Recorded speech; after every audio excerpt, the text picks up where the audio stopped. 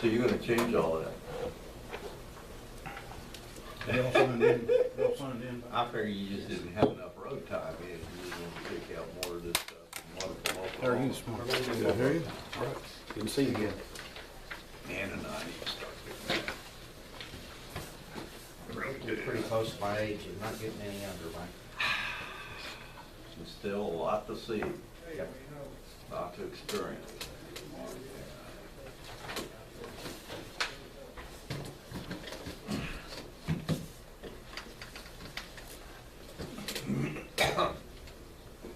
Slowest 3 or 4 minutes in the world. Wait. That's aggravating, how long it takes to do something.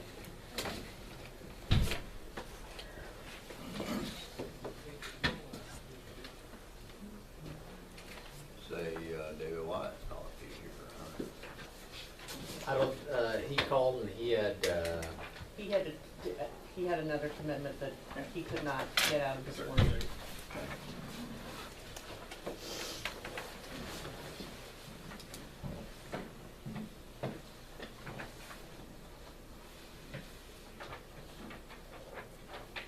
Still 13.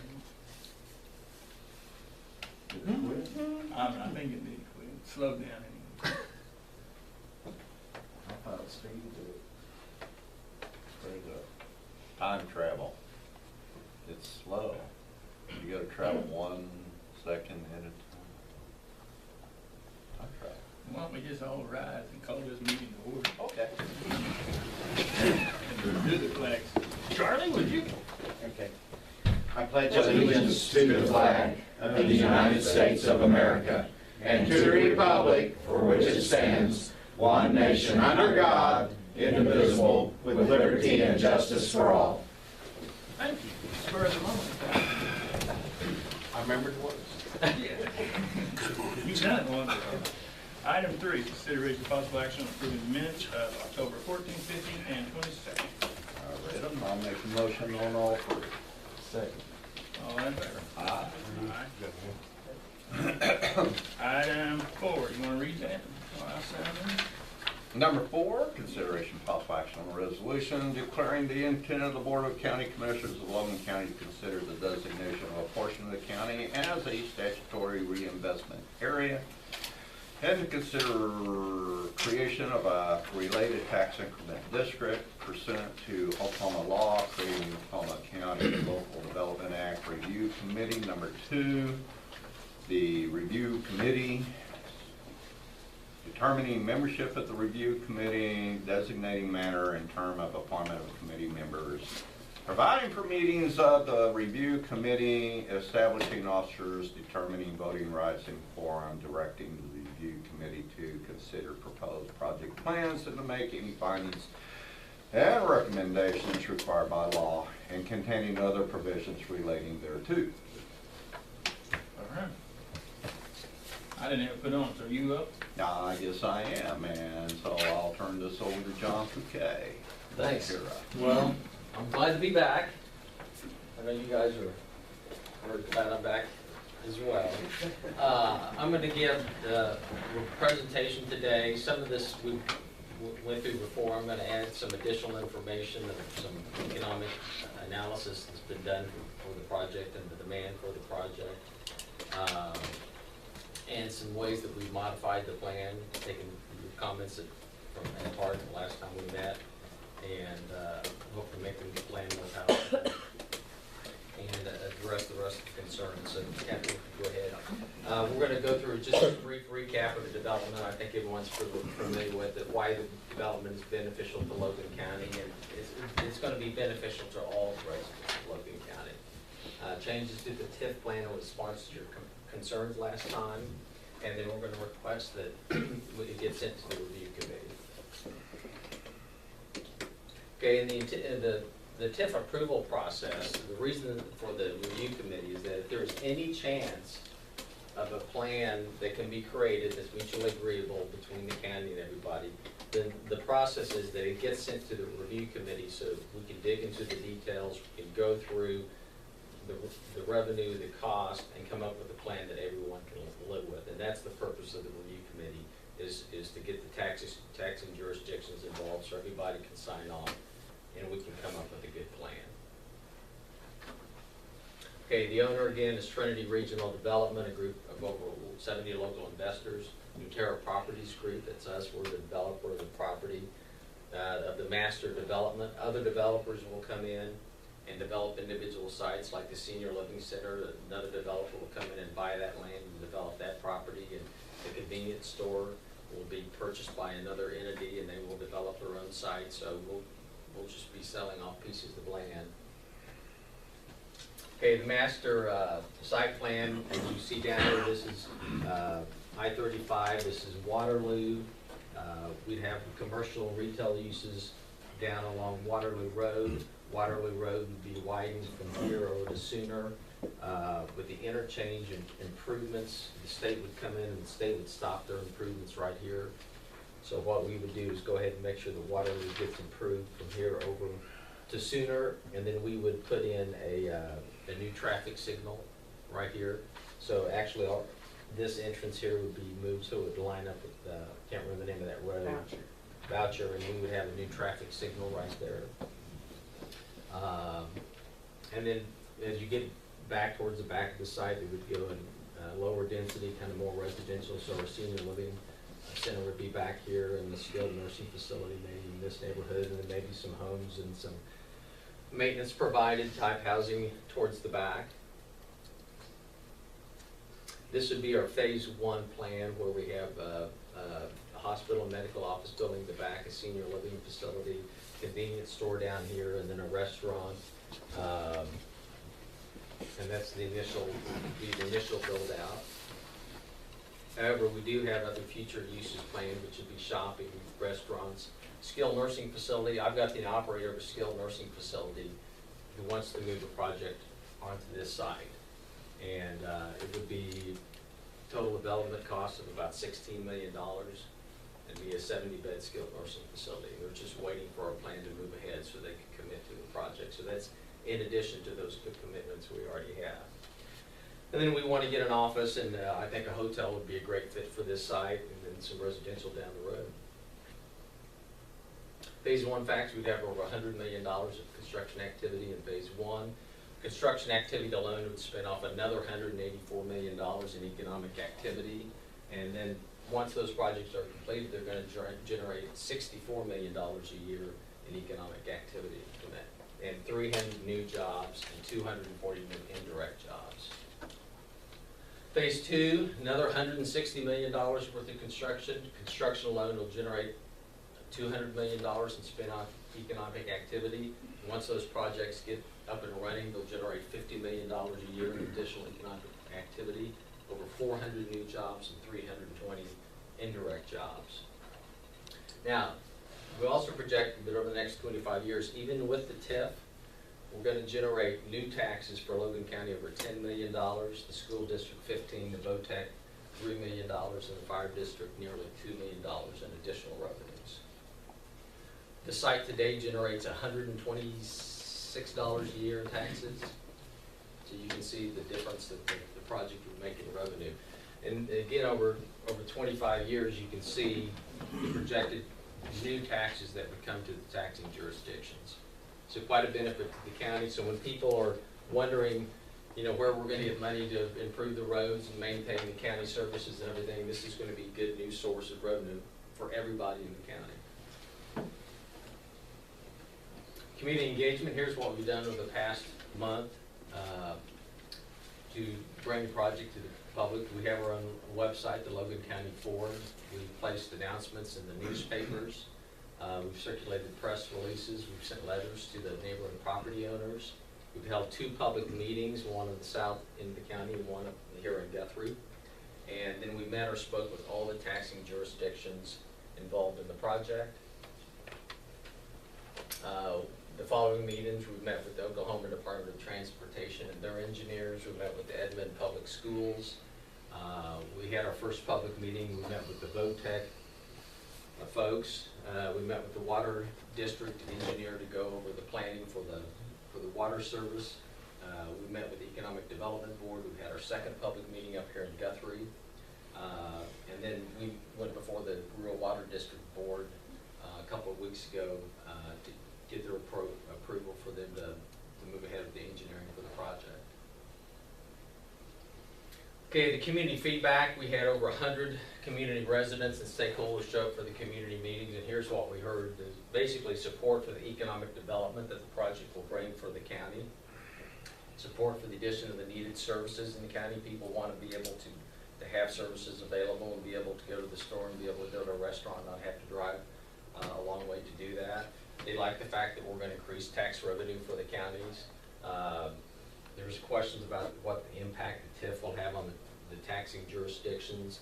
And I think what we showed that over time that even with the TIF, those taxing jurisdictions will be far ahead of where they are today as far as revenue goes. Concerns about what happens if the TIF fails, what if this works, or the taxpayers are going to be on the hook, what's going to happen? Taxpayers aren't going to be on the hook. The developer and the properties take all the risk for the TIF. So there's no effect on the taxpayers. The taxpayers never have to come up with a dime for the project. And then comments about government support for private enterprises. You know, the reason that we're here is that typically when you do a project and you go buy land and you build a commercial development, utilities are available. You hook up to the water line, you hook up to the sanitary sewer, and all those are available. We don't have those available. So someone's got to fill that gap because those utilities and those government entities don't have the revenue to provide that. So that's what we're here with this TIF, is to fill that gap that we have today. So sometimes in order for the government in the long run to increase their revenues and make more money and benefit the county residents, they do have to use this financing. It's an investment for future revenue. And then questions about how the traffic generated for the project will be mitigated. Again, the improvements to Waterloo Road, we're going to add 2 lanes to that, so we'll have a center turn lane, a through lane, and then a right turn lane into the project.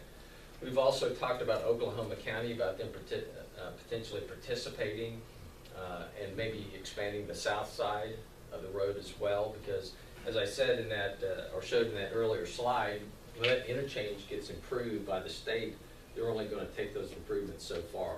So you're going to have a nice new improved interchange and a lot better traffic flow, and then you're going to have a traffic jam from there over to Sooner. It's going to be no better or worse than it is today, unless that road gets improved. Okay, let's talk about Logan County economic demand and out-migration. What we want to get here is, why are we building this project here? Is there demand for this project? And what the effect is going to be on the county? So we hired a company to come in and do economic research on the project and how much demand there is out there for retail and other services in Logan County, and how much of that demand is not being satisfied in Logan County, so people have to go elsewhere to get it. What we've found, there's hundreds of millions of dollars in lost retail activity due to lack of developable property and infrastructure. So people just can't build the stores and restaurants that we need to satisfy that demand, so people are going elsewhere. There's an opportunity today for over 180,000 square feet of new retail stores. And if it was built today, that's how much demand is in place in Logan County for new stores. And there's a market for over 110 senior living units over the next 4 years that can be built.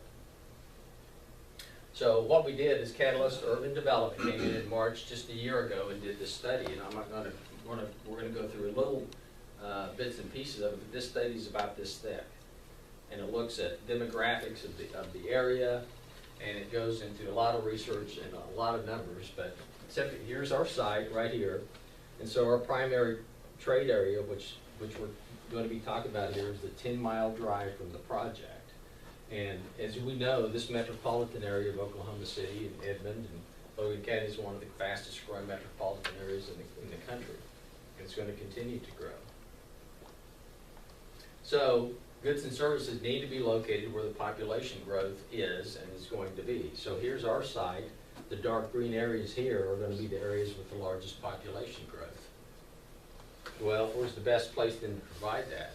Is right here. It's right off the highway, you're not creating a bunch of traffic and noise and everything up in these areas. You're isolating it down here, and that's where these folks come and get on and off the highway. So this is the perfect location for that. If you don't have it, all these people are just gonna go down south and use services in another county. The population area is increasing, but the jobs are going elsewhere. So what they said, right here, this area here, 1 to 500 jobs will be created, which is, we'll go back, wait, that's all right, we're okay. Okay, that's good. Okay, what this says is, the yellow is gonna be areas that grow 1 to 500 jobs. The red, did I say that right? The yellow, 1 to 500 jobs. The red is no job growth, is projected. But the area's gonna grow by 24,000 people. Only 5,000 jobs will be created in this entire area. So that means all those people are gonna go and work somewhere else out of Logan County. This is the demand of the retail leakage. This says that how much retail goods and services are being leaked or being used out of the county because those are not available in Logan County. So these are people that are getting in their car, they're driving to Edmond or Oklahoma City or elsewhere because these goods and services aren't available. And I'm just gonna, this slide is just to show you the detail. This shows the 2010 retail gap. What this says is this is how much money is being spent out of the county now, that if you had those stores available and those properties developed, how much more money would be spent in Logan County versus people driving out of the county. So real quick, I'm gonna read a couple of these. Furniture and home furnishing stores, $11 million. Building materials, garden equipment and supplies, $18 million. Food and beverage stores, $43 million in lost revenue because those stores aren't located here. Gasoline stations, $14 million. Sporting goods, hobbies, books and music, $5 million. General merchandise stores, $67 million. Miscellaneous store retailers, $15 million. Food services and drinking places, $51 million. Because you don't have those stores here are being spent elsewhere. Those are what we want to capture, and that demonstrates the demand for this project in this location. So you have over $300 million a year that people are spending out of this county, that if those services and goods were available here, would be spent here, and those tax dollars would go to the residents of Logan County. And you would have additional revenue, and you could, have more money for maintenance and provide more services. Of that, food services, restaurants, and gasoline sales make up $128 million in lost revenue. So, How you figure gasoline sales? It doesn't matter in the state of Oklahoma where you buy your gasoline, $10 doesn't. well, the only thing on gasoline sales is that typically is when you stop to get gasoline, you go and you buy, or you buy something else, and so it does generate revenue. And over 400,000 square feet of new business development required to meet the current demand. So today, if you had to go out and build all the stores and everything that would satisfy this demand, you'd have to build over 400,000 square feet to meet that demand. And we want to build a great portion of that square footage. So let's talk about the medical app migration. Right now, we did some research on Logan County, and 76% of all outpatient and inpatient discharges is provided outside of Logan County. So a lot of the medical services for Logan County residents is being provided out of the county. Private sector medical investment has been very beneficial to Edmond and Oklahoma City. Why not Logan County as well? We think because of this statistic, any medical facility that gets built on our site, we don't think we're going to take that business from the existing hospital. We're just going to take some of this. We're just going to get all that leakage, and instead of those people going south, we're going to have them stay here in Logan County. Here's what Oklahoma County gets from their medical services. In 2010, there was 22,000 hospital jobs plus 18,000 indirect jobs created by the medical facilities down there. The total income is $2.3 billion, which resulted in 700. If you do build a medical facility, the employment multiplier is 1.8. So for every job you create at a medical facility, it creates 1.8 jobs indirectly in another business. So a 200 employee hospital would create another 160 full-time jobs. Okay, we also had questions about how the new hospital would affect the Logan County Medical Center. And one of the concerns was if we built a hospital on this site, it would put the critical access hospital designation by Logan County Medical Center at rest. And we found out this wasn't the case. There's a rule that says, if you don't have another hospital within 35 miles, you can get that designation. Well, the Integris Health Facility down in Edmond has already been built in that 35-mile radius. And here's a letter from a healthcare attorney, Scott Pilecki at Folston Siefkin, addressing this issue. Says, you asked whether the construction of the new hospital in Edmond, Oklahoma would cause Mercy Hospital, Logan County to lose its critical hospital designation with Medicare. Based on my nearly 20 years of experience practicing as a healthcare lawyer and representing over 50 critical access hospitals, it is my opinion that the construction of a new hospital in Edmond, Oklahoma would not cause an existing critical access designation to lose that status. So he said that designation is a contract between the hospital and the government. And the construction of a new hospital doesn't affect that contract. And since Logan County is designated as a medically underserved area, by definition, doesn't Logan County need more medical services? Can I interject here real quick? I emailed Lowell Bartow, our ADA, concerning this matter. We have been trying to get John's attorney together with Lowell concerning this matter, and they finally did. And I received an email yesterday from Lowell concerning this. It says, it sounds like the concern was over a covenant not to compete that is contained within the asset purchase agreement for the sale of the hospital to Mercy Health Systems. That covenant prohibits the seller, the Hospital Trust Authority, and its beneficiary, Logan County, from competing against Mercy by providing healthcare services.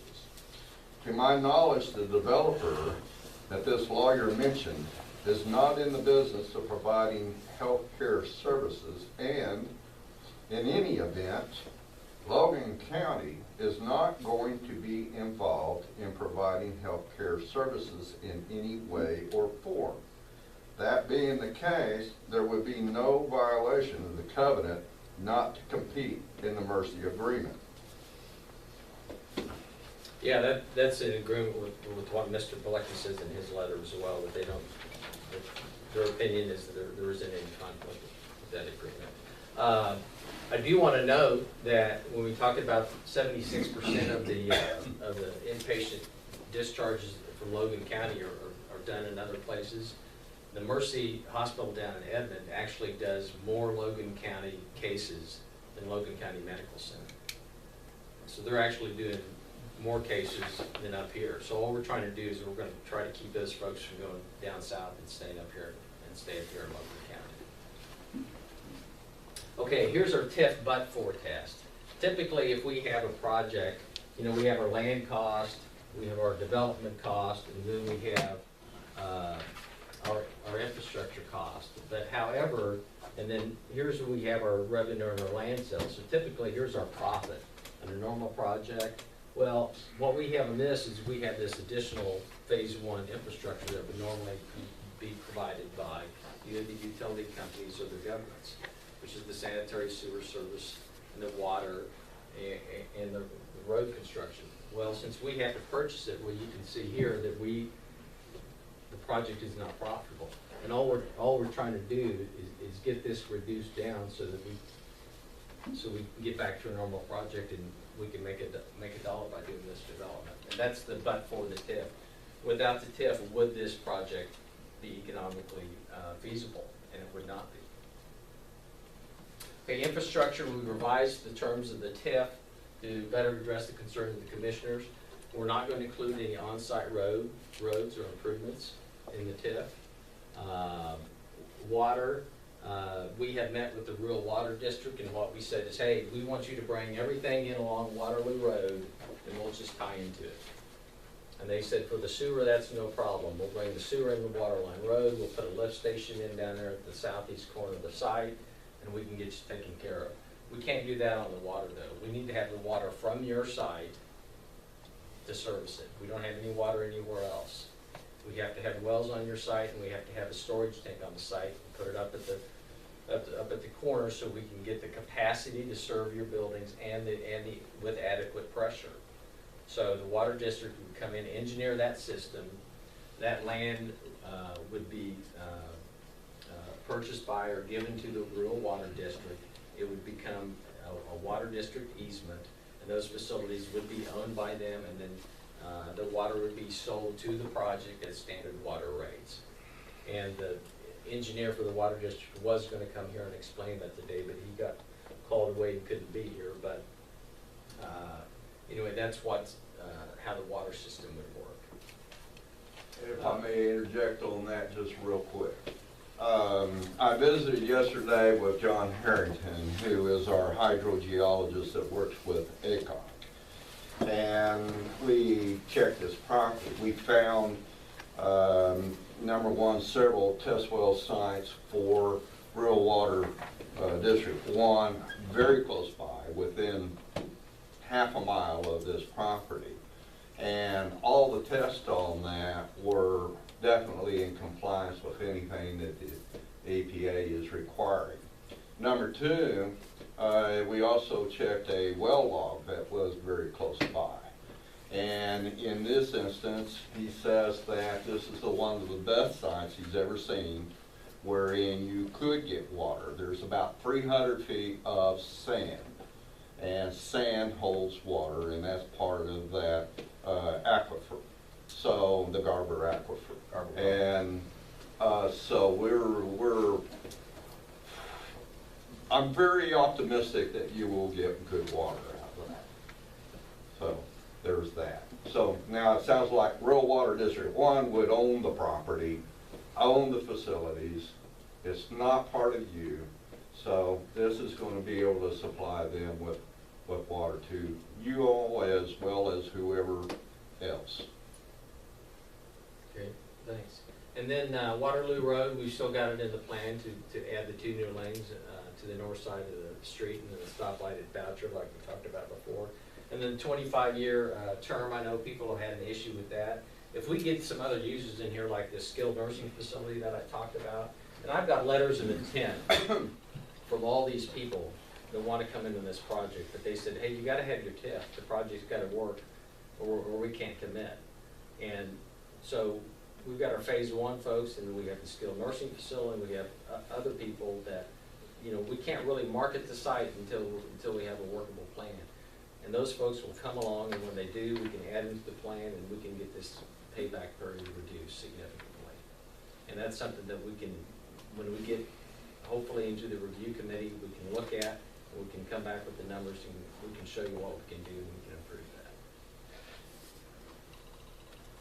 Okay, so, you know, what's in it for Logan County? We'll have hundreds of new jobs created here, new goods and services more readily available, congestion on Waterloo Road will be reduced, hundreds of millions of dollars worth of spent on economic activity, tens of millions of dollars in new tax revenues, and we'll stop that out migration of all those people that are going to other places and purchasing and taking their disposable income elsewhere. We want it to stay here.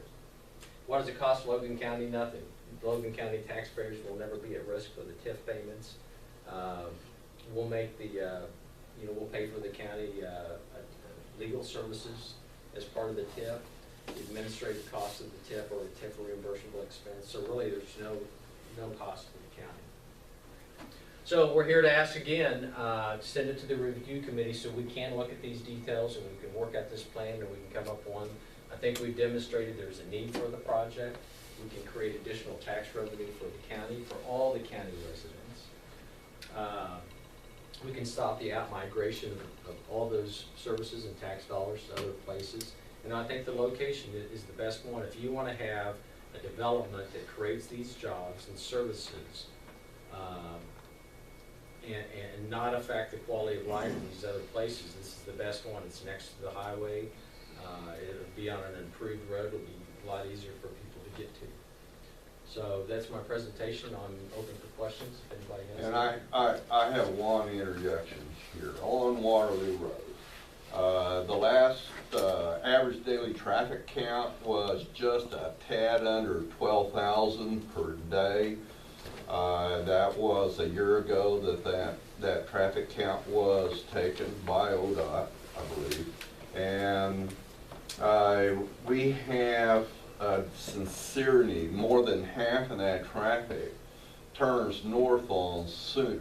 The backs up not only up to I-35, but also right on up that exit ramp there at 5 o'clock traffic.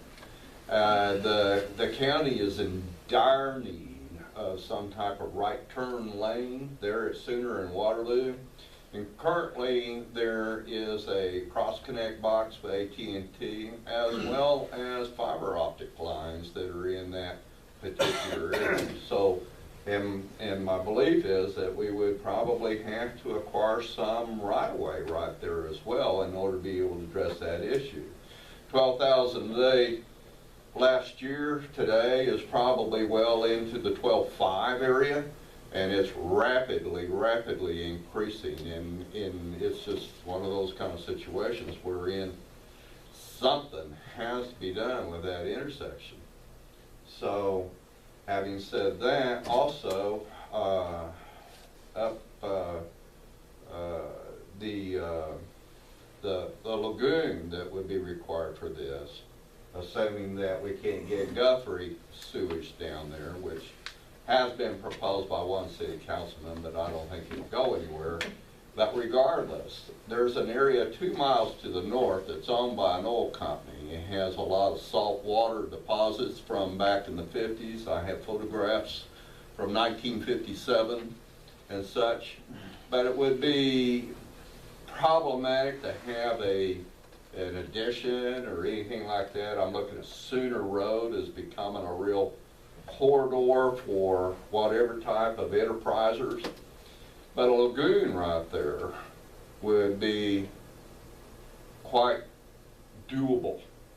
And so I don't know if we can get some negotiations with them or not, but it seems to me that that would serve not only this TIF district, but a ton of other enterprises that would want to locate on Sooner Road. So He just said he didn't need it. Rural Water's gonna take care of this, or? yes, right. But they're not going to if there's not a TIF. The chair would like to recognize Charlie Meadows. Could we go back to your, the page with your most recent proposals on it, Chair? And, okay, and I just want to go through these so I understand them here. No on-site road or other improvements. Other's a pretty broad word there. Other than what the water district needs to put on the site to provide it with service. Other than that, it would be, what this is for everything that's in the right of way along Waterloo Road. But the water district is, Rural Water District 1 is its own governmental entity. What does that have anything to do with the county commissioners and the TIF district? How does that interplay? Well, in the place that they don't have the economic resources to provide, to put in those facilities, okay? Okay. So if we have to pay to put in those services and buy water from them, it doesn't work for us financially. I mean, it's millions of dollars worth of infrastructure that typically, you go into a town and you buy a piece of land and there's a line already there. So you're proposing a partnership then with the county and rural water district to at least bring the infrastructure up to the edge of the property. Mm-hmm. How much on the property do you want to go also with that? Well, here's what they have to put on the property. And again, after our last commission meeting, we went back to the water district and said, okay, here's what we want. You just bring us everything along the water loop in the right of way, and we'll just tap onto it. They said, we can't do that, because we don't have any place to give you any water. We can't give you enough water at the proper pressure. We've got to come on your site, we've got to drill wells, we've got to get, the pipes from the wells, we've got to put a tank up at the northwest corner because it's the high spot, and that way you'll have enough capacity at the proper pressure to get water to your buildings. So they would come in there and they would acquire the land, or we'd give it to them, whatever. It would be rural water district property, and then they would build those facilities. Those costs would be reimbursed by the TIF, and then we would buy water from those at the standard rates that everybody, purchases water from them by. Now, I'm just, if you don't mind me asking these questions here.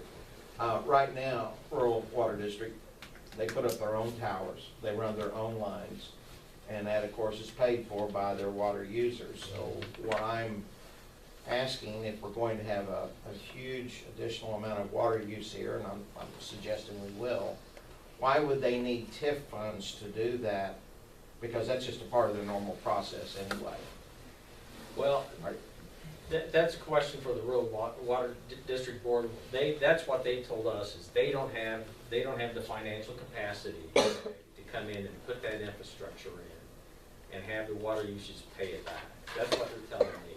If we get into the review committee, the board has authorized their engineer to move ahead with study for this project. If they can do it some other way and they can get it funded by some other way, or they can bring us water from another site, we're open to that.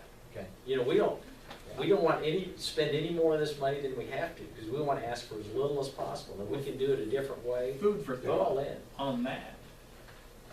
And our attorney isn't here, but I believe Rural Water is entitled to do bonds with their membership. And they could vote in to fund it themselves. If they can do that, I'm all for it. Yeah. Because if we can exclude it, that's better for everybody. We don't have to mess with I it. think they can. We're here to work with you. We really are. In any way that we can skin this cat, we're going to be open to it.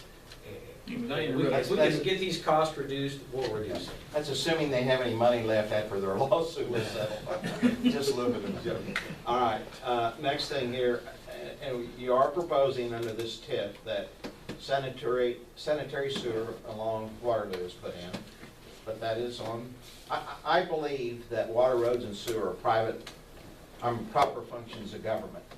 And so if you're putting that on Waterloo, that's public property. I have no problem with that. Waterloo Road, add 2 lanes, I have no problem with that. Now, you're talking about 25-year term. The one thing I've not heard is how much are you asking this TIF to be? Well, I can throw out numbers today, but the rural water district right now can't give me accurate figures of what their system is going to cost. Let me ask it in another way.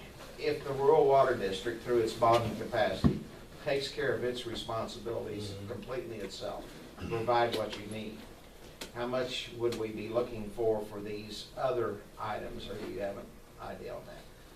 Charlie, if I give you a number, it's just going to be a guess, but it would probably be about, it would probably be about half of what we were originally asking for. Which is And that we could night take- at and we could Waterloo reduce- Road. and we could reduce that. Yeah. Which that night at Waterloo Road, I suggested Right. that very thing. Okay, if we could go back to your first site picture, the big site picture there, very early in the thing. It's like slide 3 or 4 or something like that. Yeah.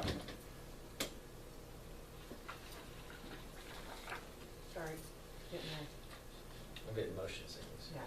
there. Keep going.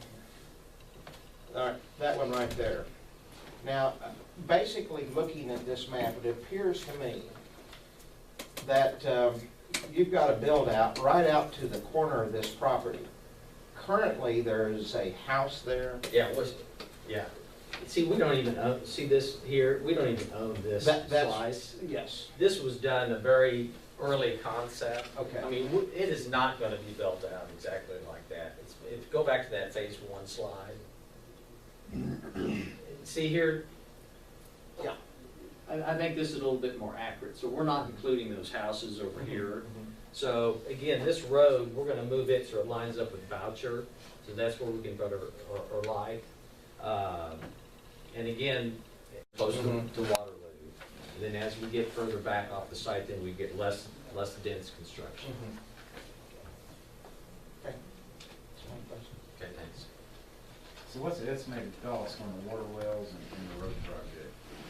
Well, I think the water district is in for, they said it'd be anywhere from $2.5 to $4 million. And then the road improvements were $1 million, and the sanitary sewer was another $2.5 million. That's why I said it came up with a $6 million number. Can I ask a couple questions? Sure. You keep going back in each meeting, and I did attend one of your public meetings and asked this then and didn't really get an answer. Because you keep saying that when we go buy a piece of property, that stuff's already there. We get water, we get sewer when we buy that property, so then we're up to develop. This property was bought about 4 years ago, knowing full well that this stuff wasn't there. To me, that argument doesn't fly. It was bought, it was purchased, knowing full well those services were not available. So I think to me, as a person listening to this, that argument doesn't hold water, because those that invested and first laid out before you were a part of it knew that was the situation coming in. If TIF was on their mind 4.5 years ago, or whenever exactly it was purchased, why wasn't it brought up then? Why is it suddenly, after this project has been talked about and known in the community for many years, had been pushed under previous people that were involved, has it never been mentioned until recently after you all became, knowing full well it was bought and taken care of without those services? Well, I think, they had a previous developer involved in this project who dropped out, and I think they came to the realization, the economic realization of what it would take to do this project. I wasn't there when they bought the project. I don't know what their mindset was. Was it a mistake for them to buy the project, not knowing, or maybe knowing that there was a lack of infrastructure? I don't know, but what I do know, running the numbers on it, that if you don't have some sort of financial tool to fill that gap I was talking about, the project doesn't make any sense. Now, in the long run, whether that was a good or bad buy at the time, the situation we're in there today is we can create a huge benefit to the county. Yeah, we have to use a TIF. TIF's used all over the country, and that's why it's here for these exact situations. To make the project work, which will be beneficial to the county. So I can't tell you what their thoughts were at the time. What I can tell you is that when they did buy it, and they did bring a developer in to look at the project and do the numbers on it, he dropped out because he saw that it wasn't economically feasible. Okay, so the investors have looked at this these years later and said, oops, we made a mistake. And the only way we can now do that is come back to us and say, we need your help. That's essentially the way this is What they did is they playing. hired us to make this work. I looked at it, and that's when I said, we have to have a TIF to make this work. Okay, I have 2 more questions, or maybe more. I think on your original, and correct me if I'm wrong, on the original plan that came through, all this piping, the sewer and water was actually going to be laid around all your lot spaces. And so now I just want to clarify that that is not the case. It's going to come to a main line in the right of way, and anyone who owns any of those lots will pay to do their attachments. With the exception of the water main, the water lines that the rural water district has to put in to get to the wells and to their tank and all that. With the exception of the water lines, that's correct. Okay. The other thing that I heard repeatedly over the course of is that this is no cost to the taxpayer.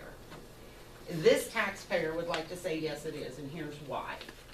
The way a TIF works is all the tax money that comes in for that period goes to pay that TIF bill. But when you build this kind of stuff, there's a cost, growth cost, and growth cost county government. Because now all of a sudden the assessor has much more property to evaluate. and the county clerk's office have more mortgages and deeds and all of the land tracking that we have to do, and the sheriff's office has to come and respond because there's more people. There's more people at the election board. The money that normally pays for that growth comes from property tax. But all that growth is happening, and the taxes that would normally pay for that is going to pay the bill. So the county has to pay for that growth. It's gotta come from somewhere, and it comes from existing. So it's really not fair to say, or accurate in my estimation, to say that it doesn't cost the taxpayer, because it does. Because the assessor is gonna have to have all of this new property. The treasurer's tax bills, the election payers, voters, the sheriff's department, and my office's clerk's office. We're gonna have to take care of that work that's been created and all of that. And the money that would normally fund it to help us pay for that is tied up on a bill. So I don't think it's fair to say there's not a cost to the taxpayer, because in that light, there really is. But in 25 years, you're gonna get all that extra money. Well, here's What even a great during. problem to have. I mean, growth. And just to clarify, Prosperity. property taxes do not go to roads. Let me clarify that. If on rare occasion, there happens to be a little money in the general fund that can go to roads, which we actually saw happen this year for the first time. But typically, roads are not funded by any property taxes. Troy, I hear what you're saying, but in this case, it would. that, you know, all those costs, you know, those come with growth, okay? And that is the role of government to handle that and to manage those. But what I think what I've shown you is that even over the 25 years, you're gonna get much more revenue than you have today to pay for those services. Now, would they be as much revenue than if we didn't have the TIF? No, but you have to look at 5 years and 10 years and 20 years and 30 years for the long term of this county. And if you look at the difference in revenue, I think it's unquestionable that whatever the cost the county has or will incur, our revenue will far exceed this cost. But the truth of it is, if you research TIF nationwide, if handled properly and done very cautiously, it can be a very good thing. But when it's cut loose, and if you do the research, the reason California is bankrupt is 880 TIF districts. Chicago, Texas, Kansas, it's nationwide, that they went, oh, this is the great way, let's do this, and made these commitments for 25 to 30 years. And what has bankrupted them is exactly what I said, the cost to the taxpayers. Because we still had to have an assessor and a sheriff and law enforcement and all of that money is now tied up paying these development costs. And the counties or the cities or whomever are having to pay for the cost of that growth. And they went hog crazy over TIFs and didn't look ahead at that very thing. The cost is still on the taxpayer. That's why we want to do this. Well said. I've done TIFs before, okay? I've been involved in Kansas City. There's been a lot of bad TIFs done, a lot of good TIFs. That's why we came in, and that's why we proposed the 25-year payback, because we said we will only take those buildings that we're going to build initially, and we're going to capture only the revenue from those and pay this thing back. So that means if no other building ever gets built on this site, there's no risk. Most developers would come and say, we want to count everything that's going to come in. We could have said that. We want to count everything we're going to have today, and we're going to have in 5 years, and we're going to have in 6 years, and we'll pay this thing back in 7 years. Well, that's when they get into problems, is because those things don't occur and they don't get the revenue to cover them. And that's why we structured it the way we did. So it would be conservative, you would have the guaranteed revenue to pay it back, and you wouldn't have those issues. That's why we proposed it the way we did. He had his hand up first. Is it not true that all TIFs are not developer backed? I mean, there are bonds, there are other ways of financing these TIFs other than the developer borrowing them. I assume. That's what I think makes this a little bit easier. And Charlie had his hand up next. Could a TIF be designed, for example, right now, I think it's, this property generates $175 a year in property tax or something like that.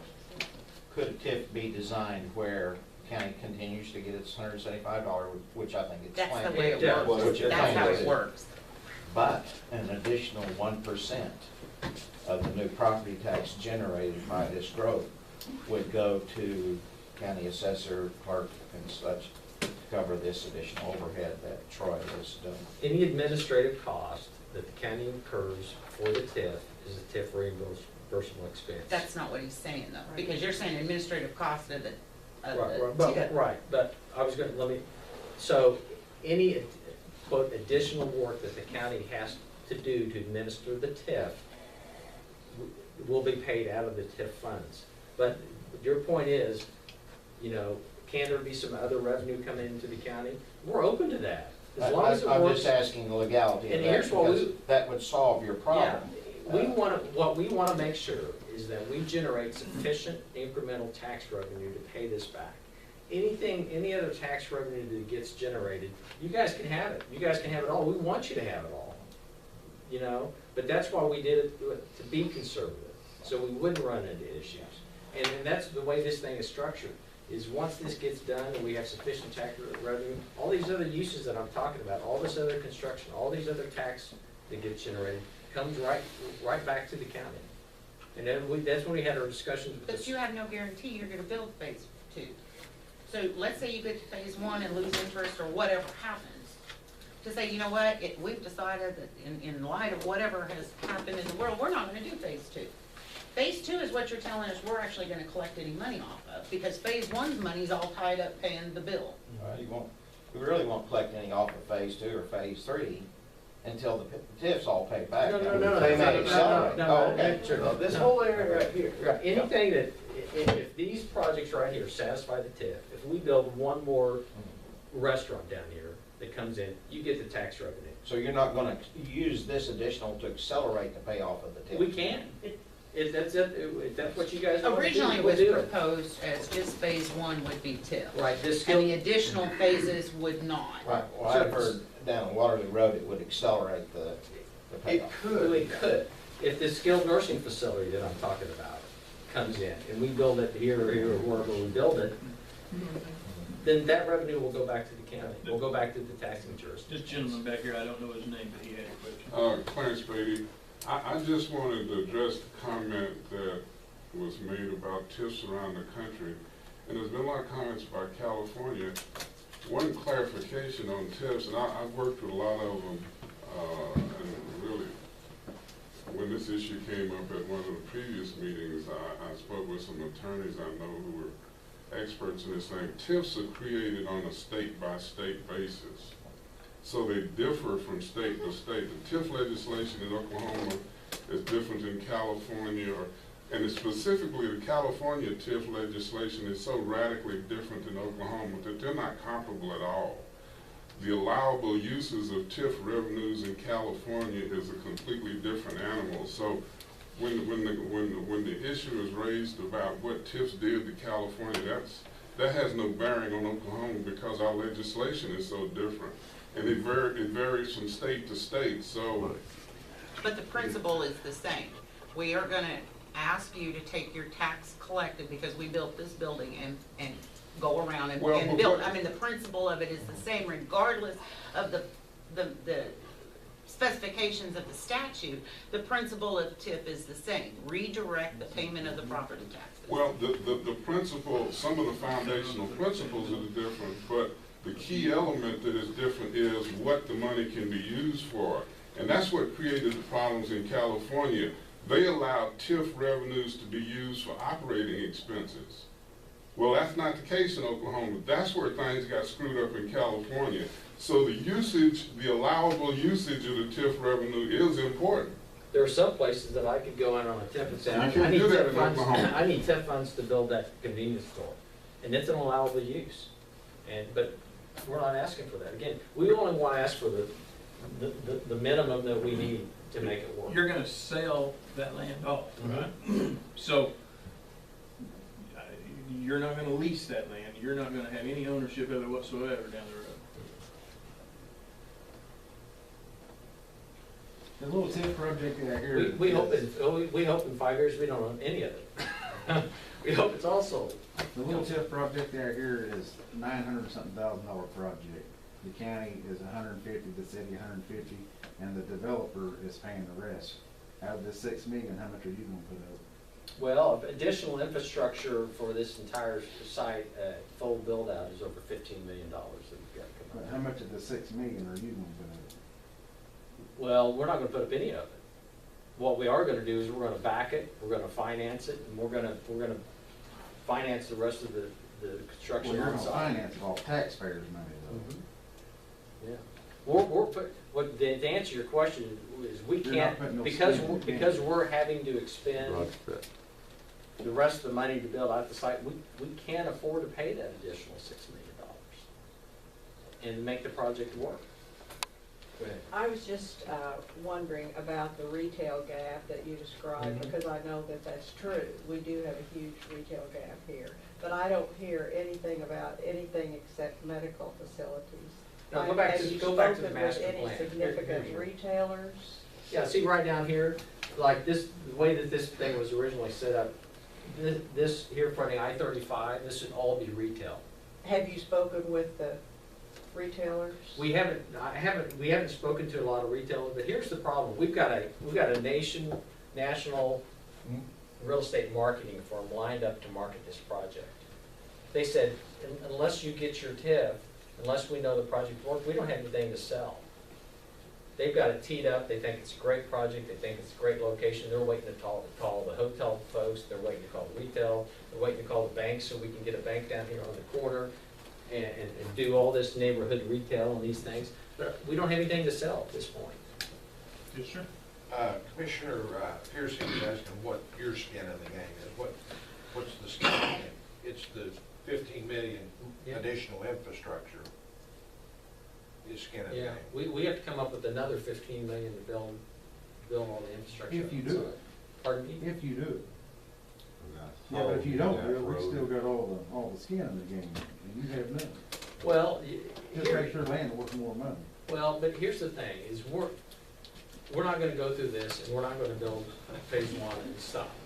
But that was, Well, hell, you can laugh if you want to, I don't think it's all that damn. No, funny no. myself. I agree. I don't understand, why would there be a question of if we would do it? I mean, it seems to me like we put a ridiculous amount of work into this project already to just suddenly go, you know what, we changed our mind. here's, to answer your Yeah, question. sit back that way. Here's, no, look, here's the answer to your question. We're not gonna make it money in the long run unless this entire thing is successful, okay?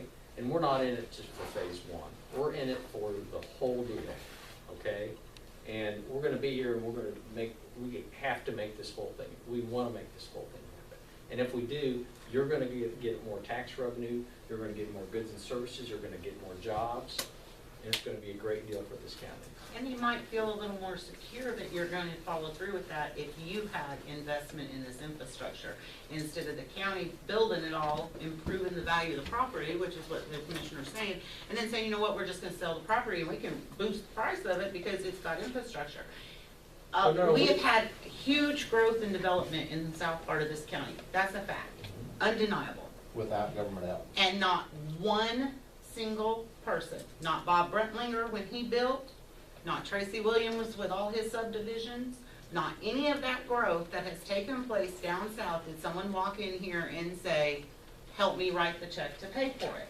They bought the property knowing those services were not there, that they were going to have to put it in place. I'm not opposed to the project on the whole. I think it's great. I'm opposed personally, and that's all because I don't have a vote here, but personally, that even with the infrastructure build, you guys have no investment. Your investment's on your private property. Well, But the other developers that have done what they've done in the county haven't had to do that. It was never an option for anyone, quite honestly, till you came along. well, here's the. And now it's commit 25 years worth of money that we're gonna build and generate the money. I mean, at that rate, I'm sorry, TIF is just a loop around to the tax break. Because there's no difference in saying, hey, don't write me the check at all and let me make the payment as to filter it through us. Truthfully, the minute you write a check to Logan County Treasurer to pay your taxes, that is taxpayer money. What we do with it after that. So to me, in my logic, and you may find it flawed, but that's the way I see it. But I do think that you guys didn't walk in here, much like Love's did, and say, you know what, we know we're gonna spend almost $9 million to make this happen, and we're gonna do it, but we'd like y'all to have a little help in it, because it is government, you know. But they didn't walk in and say, give us the whole $900,000. We'll spend millions Sorry, and millions. take 4 quarters out of that. We'll spend millions and millions and Because that's not millions true on 4 of quarters. dollars. Well, I'm just saying. Yes. I'm sorry. Troy, we're gonna spend millions and millions and millions of dollars developing this site. Phase one construction loan is over $100 million worth of construction. But I mean, you is knew that when you jumped in. I didn't know it. I didn't jump in it. Hell, you still don't have no numbers. But but let me answer your question. The difference between, you're talking about a residential development and a commercial development. Residential development takes a lot less density of infrastructure to build.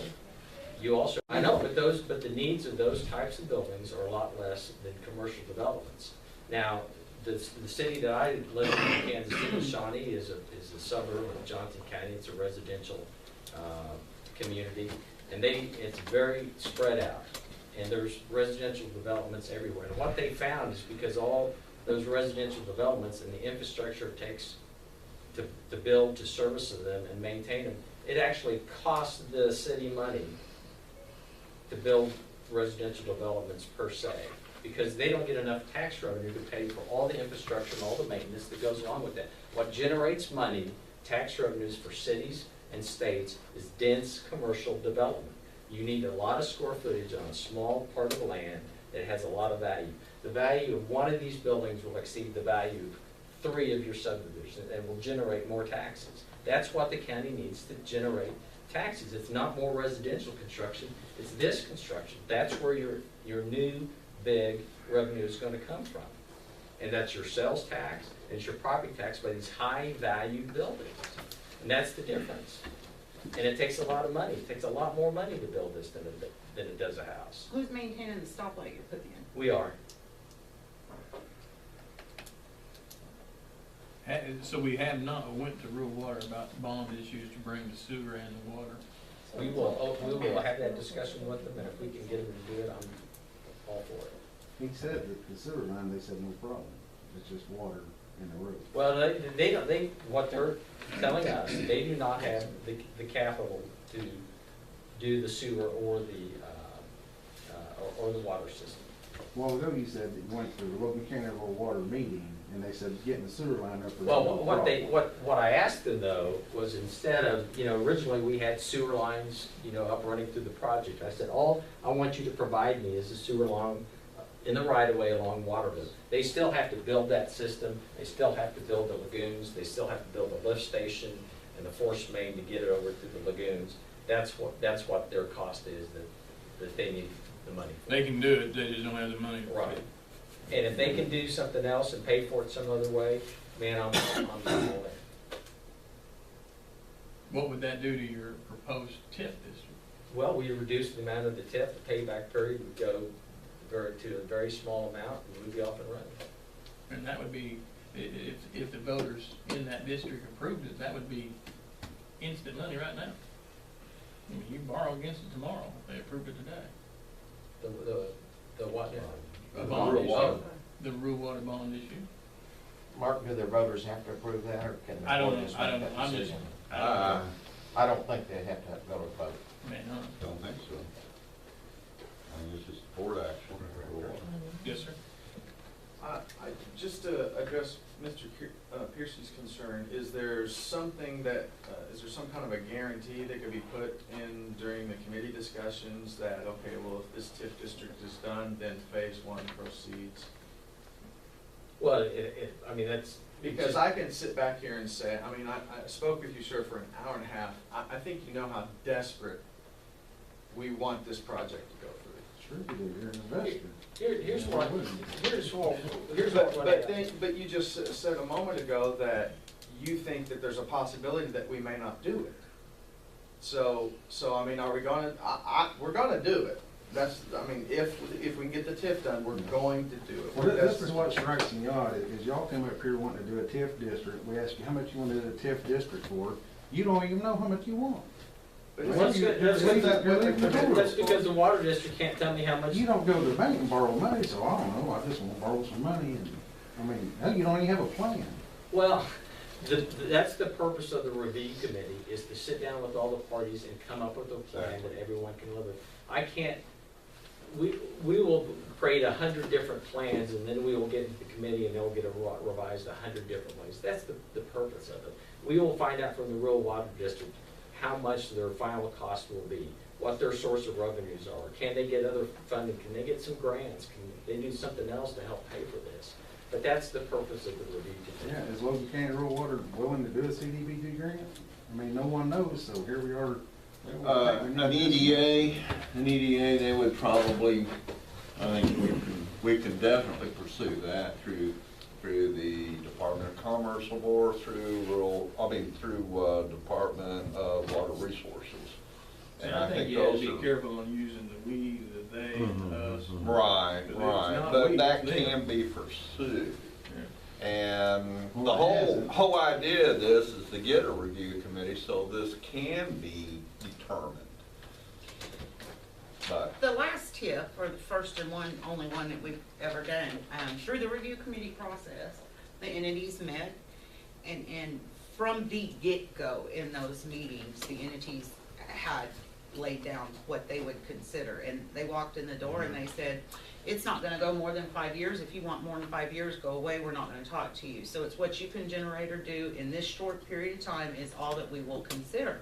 And in light of that, and the fact that though there will be a couple of different entities, there's several that are the same, if it came down that the offer was, you know what, we'll consider doing this for no more than 8 years. Whatever taxes are estimated to generate in 8 years, that's it. That's all we're gonna do, and the rest is on you all, which is exactly how it worked with the first TIF. Do you all cancel the project and walk? Well, you know, it's premature to answer that question because we don't know what, first of all, we don't know what they're going to say. We don't know what the water district costs. We don't know what their funds are, so we don't know what the situation is. Our goal is to make the payback. We want the amount to be as little as possible and the payback to be as quickly as possible. We've met with those taxing jurisdictions. We said with the school district that if we build any residential development on this site that creates students, you will get all of your tax revenue from those projects. We're not going to withhold any tax revenue from the school district if we create more students. Those are the types of things that we do that, quite frankly, a lot of other developers, a lot of TIFs don't include. We want to work with everyone, and we want to make it happen. If we, that's what we end up with, Troy, absolutely we'll be agreeable to it. Trish would like to talk about the tip. At one of the meetings, I heard you say it was a $12 million tip to begin with. And a few minutes ago, if rural water comes in and does everything that they do, then you possibly would lower it to $6 million, this tip. But if rural water does that, do all the residents' water triple and multiply with their costs? And is it just put on a certain amount of people, or? No, the TIF revenues will pay back that cost, so there's no. No, I mean, if the rural water comes in and puts all of the lines in, everything that you want, and they fund it. Well, see, that's what we were trying to avoid. If the TIF, if our revenues paid for those, that's why we didn't want, the taxpayers wouldn't have to.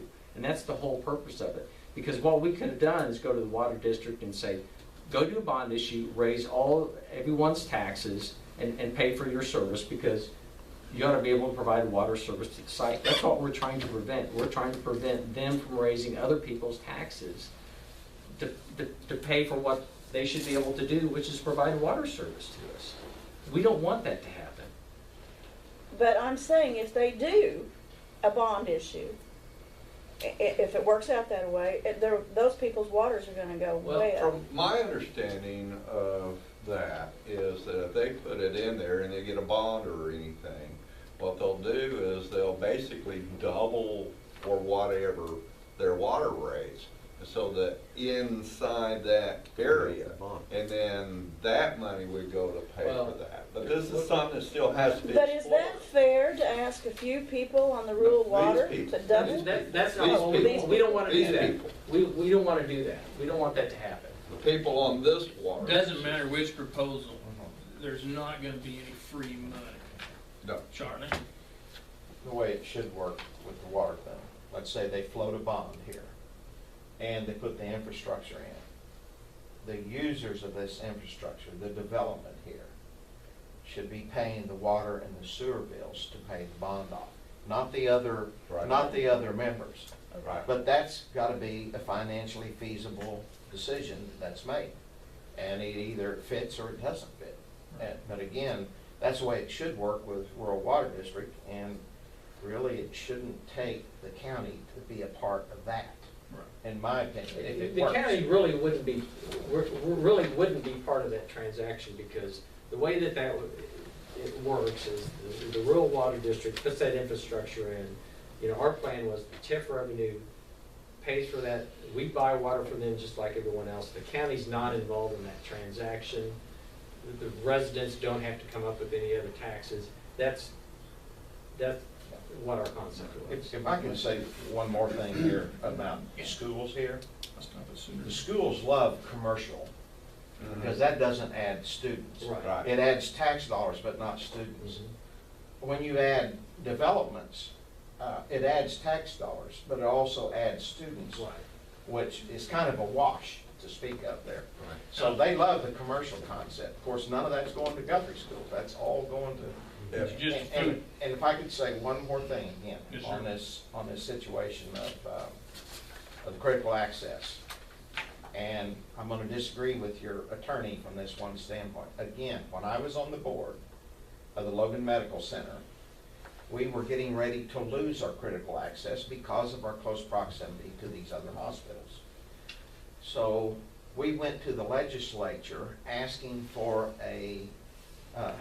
to pass a law to make an exemption if you are the only hospital in the county. Now, I wasn't on the board when that occurred, but I'm assuming that exemption got passed.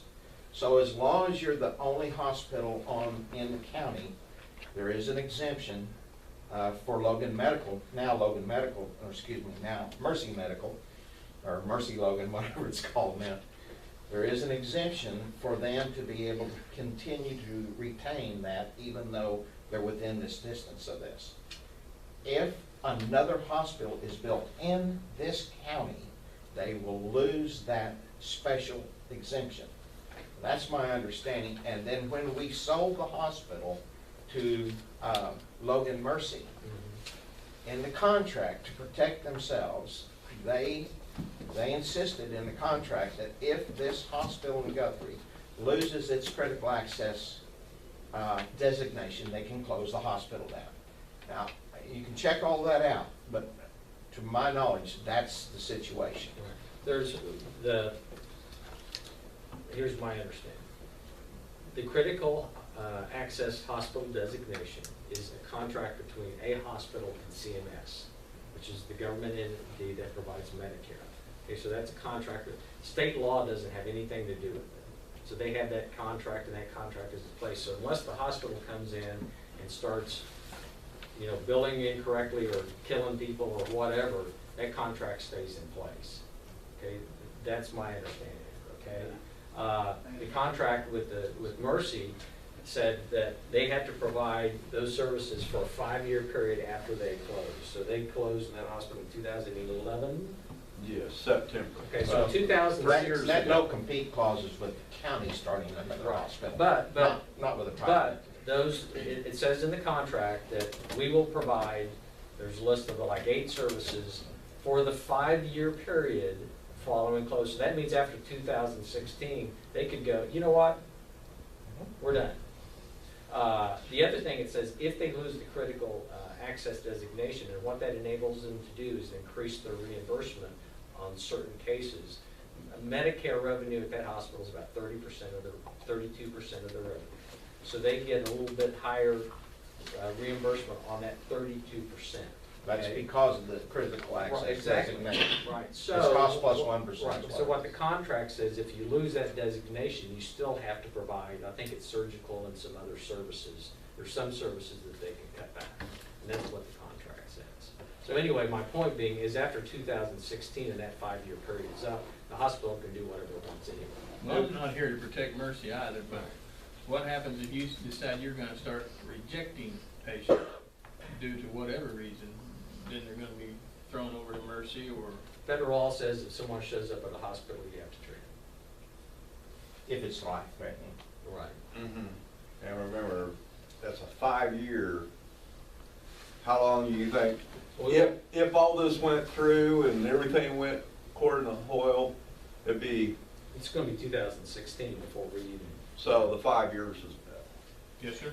So I didn't realize that none of this money goes to the Guthrie school system. The biggest revenue flow is to the school system, but all that is to Edmond. I think that line, That's Evans School District. that Edmond That School Evans, District line yeah. goes something like this, and then it shoots way up north and goes way to the west. Great Oaks Way on the other side is the division between Evans and Guthrie. You wanna see where the line is? You can see where the houses quit getting built. Yeah. That's it, that's true. Just and follow on to the medical conversation. I would just suggest if the commissioners take the next step of a review group, that one of the questions that is asked and that they answer is the critical access designation. Does this jeopardize the critical access of Mercy? Unintended consequences of building a hospital here, if that does impact significantly the revenue stream to Mercy Logan County, we lose a hospital in the center of the county and gain a hospital in the far southeast corner of the county. Again, unintended, but I think that needs to be asked and answered for the population that is served by by Logan. Well, I'm not advocating for or saying I'm against it right at this second, but a review committee would not be the final. It's just to look at it some more. Right. The Well, review but committee, that question needs to go beyond an attorney giving his opinion. And we Oh, can, that's It we needs to can, be asked of Medicare. and as commissioners, we can reject any proposal that review committee comes up with. yeah, just to let everyone know how the review committee works, is the review committee gets formed. It's comprised of the taxing jurisdictions, which are the school district, the VOTEC, the fire district, and Okay. the county. And so each one of those have representatives, and there's, I think, 3 at-large Yes. members appointed to that. And then that's when we sit down and we dig into these details and we come up with all the figures of how much revenue is going to be generated, what the costs are, what the payback's going to be, what everyone can live with. Then what happens at the end of that, the review committee makes a recommendation back to the commission.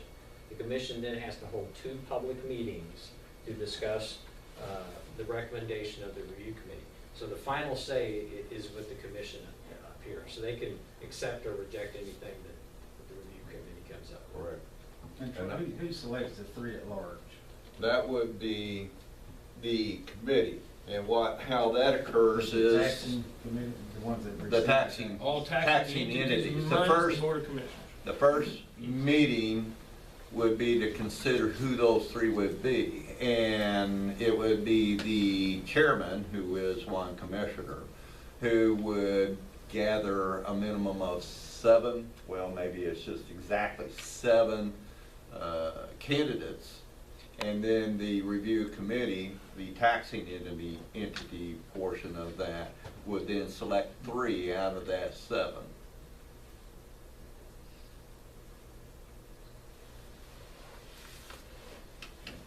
I'd like to get Charlie to volunteer on it too, by the way, just. But the citizens can go to those meetings and can participate. They're posted They're all open agendas. meetings. All public meetings. Open meetings with at least, what, 48 hours, something like that. Well, as a special meeting, it has to be, a special meeting has to be called in as a special. So I received notice in my office 48, but 24-hour agenda posting is still in effect. Okay.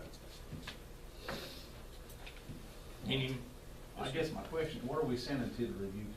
We don't have a dollar figure, so. No, all you're doing is you're just saying, there is a possibility that we're gonna come up with a plan.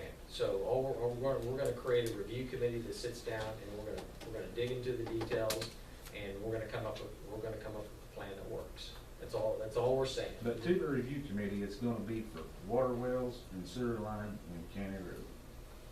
It's gonna be for water, sewer, county road, So, I think some design costs for those things, and the other administrative costs, county everything administrative is costs. associated with it. You know, some soft, we call them soft costs, but design, engineering costs and things go along with it. But Nothing that's on private essentially, property. pardon me? Nothing on private property. I said I would support anything that wasn't on private property.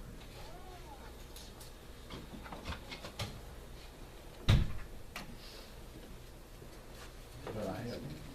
do say So- it's possible. So you'd be good with a review? I don't know. Couldn't swear to it. I mean, just create one, so we can explore it. I'd really rather know what I'm sending to the review committee. Okay, you wanna say something?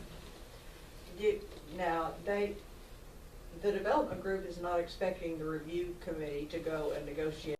No. No, Review but- committee doesn't have that function. No, but what we'll do is in the process is we'll get, we'll be working with the rural water district to come up with all the alternatives, and then that's what we present to the review committee is, can they pay for it all, and can they get it funded by another source? Do we have to pay for some of it out of the TIP, and then what effect does that have on the TIP and the payback period, and so that's the purpose of it. It'd be a presentation to the committee. The committee would either give it a thumbs up or a thumbs down, or whatever kind of change that they want to make to it. It's where you should get your numbers out of that review committee, right? I mean, by the time the review committee, it says we need X number of dollars. Now, Tish, and Charlie may be very well right, that board, the Rural Water Board may be able to just do bonds on their own, I don't know. I think they can borrow money, so I don't see why they couldn't. But if it did require a vote of the people, it would be the people raising their own money, not three fellas saying, yeah.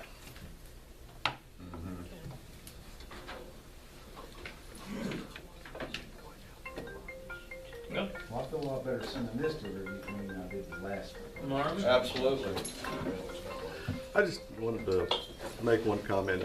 I do share some of Monty's concerns of what I've heard here, in as much as we seem to have a developer that showed up here that wants help, but doesn't know how much, and wants a study, but doesn't know what to study. So I'm a little bit confused on why we would entertain that until they went back and did a little more due diligence on their own, outside of the county's responsibilities. There's a lot of things that have been talked about, rural water districts, what can be done there and that sort of thing. That really isn't a part of the county or the Board of Commissioners' responsibilities. The Board of Commissioners, from what I understand, is to look and see if this would benefit the county. From what I've seen so far and what I've heard so far, it will not, at least for 25 years. In a time frame where none of us will be here to talk about it if it happens or it fails to happen. So I'm not sure without additional work and information coming from the developer as far as costs, proposals, people that they need to work with outside the county government, I can't see whether it's anything other than help us make a profit, and we'll tell you what the bill is later. It's a chicken or the egg thing. We have to get to the committee so we know what the taxing jurisdictions are gonna be looking for, willing to live with, so we can work through all those numbers. He said he can't come up with the numbers. That's because the rural water district can't tell me today what their costs are gonna be yet. That's why we have to do the research. And I submitted. Pardon me? Well, you come back when they can. Well, Agreed. but then if we do, and then we're gonna get a situation, well, why don't we do this or you add that? That's the purpose of the review committee, is we have to work with those people, with the representative of the commission and everyone. We have to create the plan and work together. And until we're in that session and have everyone involved, we'll be reworking plans for forever. Well, I bet you if I went and seen Barry at the bank, so, I want to borrow some money, I'm gonna put in some infrastructure out here, but I don't know what it's gonna cost. Would you write me a note? I bet he says no. Come back and tell me some numbers. Well, I mean, we know generally what numbers were floating around, but again, I've got the water district telling me it's gonna be, between this and between that, so what number do I use? I don't know, because I don't know neither one. Why, that's. Mark, I had one more thing to follow up with. And that is, to put a committee together actually does cost the county a little bit of money to do that. I mean, time, resources, focus on things that, we could be focusing on other things as well. But putting those boards together also takes up county resources as well, and, to to do that, just for the sake of saying, well, we put a board together, is not a good use of resources in my opinion. So you're saying that her time and whoever the commissioner is on there, that's the total expense of that whole? Well, and the boards, all of those, That board, that committee. all of those committee members, well, a lot of those committee members from the schools and other taxing entities are also public officials as well, and it takes their time away and that sort of thing as well. So I don't see studying something that we really don't know what we're studying yet and paying for that study to happen. So I their guess it's my time opinion. for developing resources is not a good use So- of money. Plus, on your previous thing, I have currently 12,000 vehicles a day. That is climbing by about 1,000 vehicles per year, approximately. By the time this thing is finished, it'll be 14,000, assuming that it does go through and it comes to fruition. Now, where are all those additional people going to be utilizing their resources? And are those resources going to become available to the county? And I look at this facility coming in, I think that volume will increase exponentially as Sooner Road becomes economic development. So I see the county getting a lot of money out of this over that next 25 years. I do too, but did any of your REAP grants, did that include Center Road, making a turning lane or anything, or did you use one? RIG grant's not available for that area. Too much Too population. much population. Too much Charlie, population.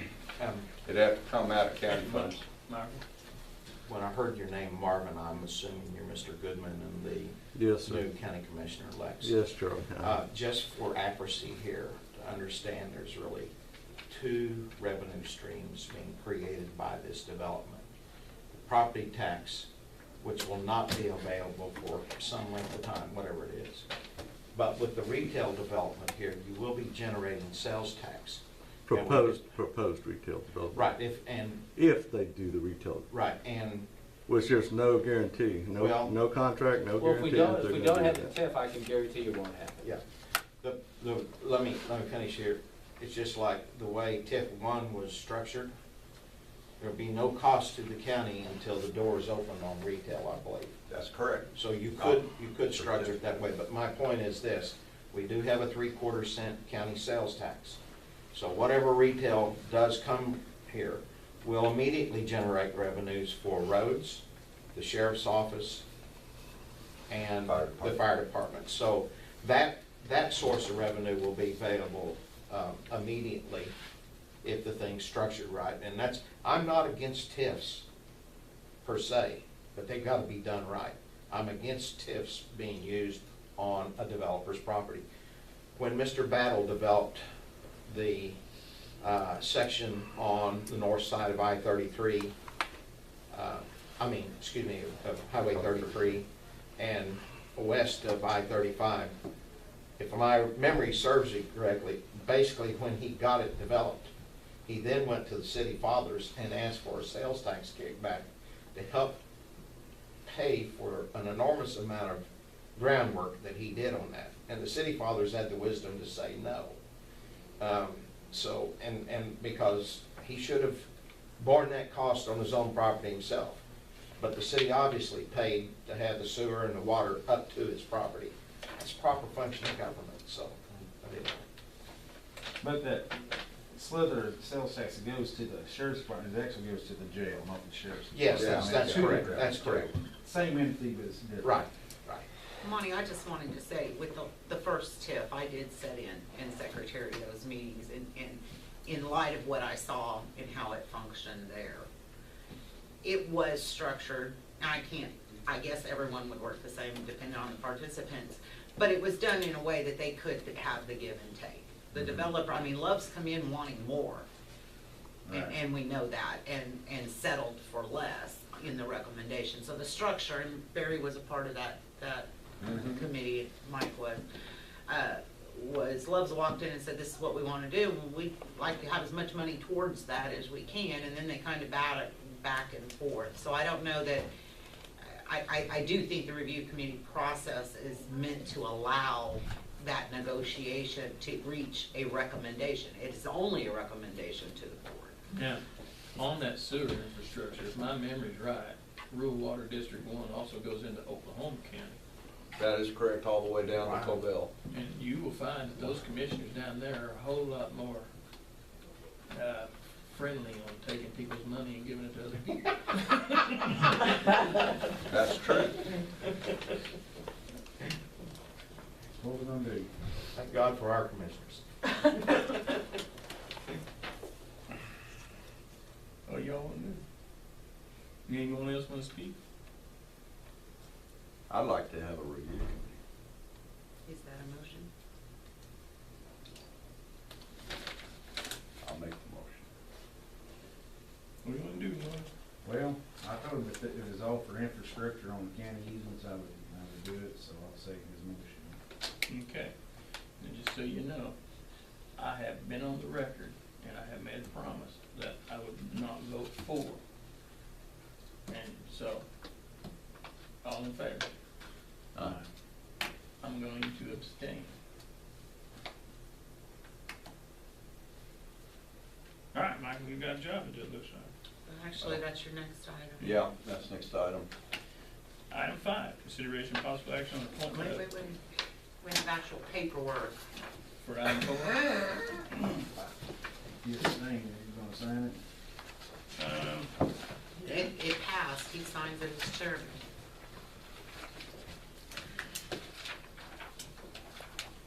Well, I want to thank the commissioners for the time and their indulgence and letting us come back. And I think that we'll work through this, and I think we'll come up with a plan that everyone can live with. And I'm 100% sure that we're going to come up with a plan that will benefit the county, and in 5 years, and 10 years, and 20 years, everyone will be very glad. I think the development's a good thing. I do. And you're getting a whole lot closer to where I think you ought to be as far as getting government out of your property, but. Well, thank you for all your time. I want to say one other thing. We've personally enjoyed coming up here and meeting with everybody and spending time in Guthrie and Logan County. The people here are great.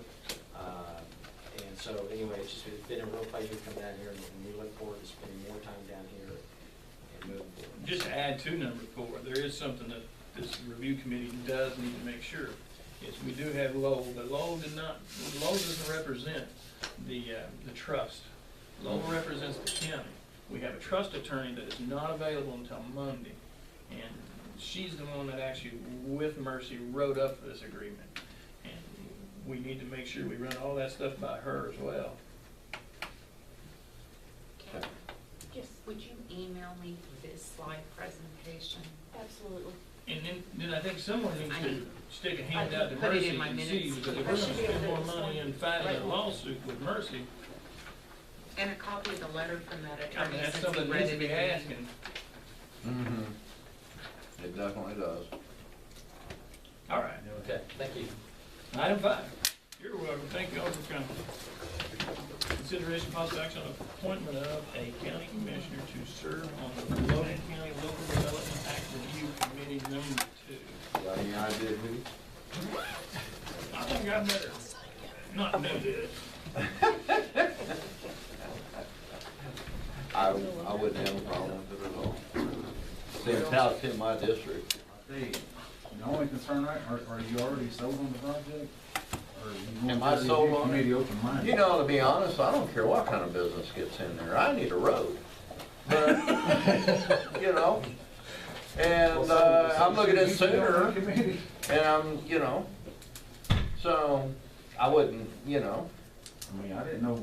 I probably- Taxpayers or on behalf of the developer? I think I'm on behalf of the taxpayers, honestly. I'm No, not but really, Something I deal on the development. like I say, I don't care what goes in there. All right, gentlemen. In fact, actually, on a personal basis, I prefer everything didn't happen along I-35 corridor. You want to do it? So that's just personal. It's his district. If he wants to do it, let him do it. But I'd just like you to go in there open-minded, not already sold on the development because you need a road. Yep. I'm open-minded, and also I have an awful lot of tutelage from this little guy in the suit there that I'm not used to having, seeing in a jacket. I've got to go. See you there, Charlie. Thanks for your input. Thanks, Charlie. I will move that we appoint Michael Pearson, District Number 2 Commissioner. It's all seconded. All in favor? Aye. All opposed? Item number, hey, you have the room cleared out. I know. I could use a I could use a break too. Let's call a recess. Can we? Wait, hang on, Kay would like to say. This guy's sitting here. I just have a question. Has anyone, I had a call yesterday from the Love's rep, and we need to know where we are with, are we ready to start construction on the TIF project, on the sewer? The only verbiage I've had is with the engineer for Loves, and the engineer says that he believes construction will actually begin in February, and that would be. Construction of what? Of Loves. The store? Well, the removal of the dirt. Now, when that sewer line comes It's the through, we don't sewer know. I'm concerned about. You know, I can visit with him and find out. All that, we're in this project layout, when would a Does sewer anyone know line be if, part of that? the city has come up with any kind of a real agreement with Love's? I'm not aware of it. Have you all seen anything? I have, Okay. I know they annexed it, just Loves, and, you know, and that ODOT gave them a couple of $100,000 for those signal lights. I don't know, the mayor quit coming to our meetings. Okay. And I'm not certain either Is this on the when, agenda? Lynn ODOT is gonna be replacing that Highway Mark's been sitting 33, here doing all that work No, there. well, I just need to know when. Hour and a half. construction All right, is. item number 6 is I'll consideration give them a of call. possible action on awarding sealed bid 2014-7 for bridge project steel material table from October 15th. I'll make the motion that we give the railroad road being the lowest bid. I'll second that. All in favor? And the reason, just to be clear, the reason they're the lowest bid is some of them other companies didn't bid on some of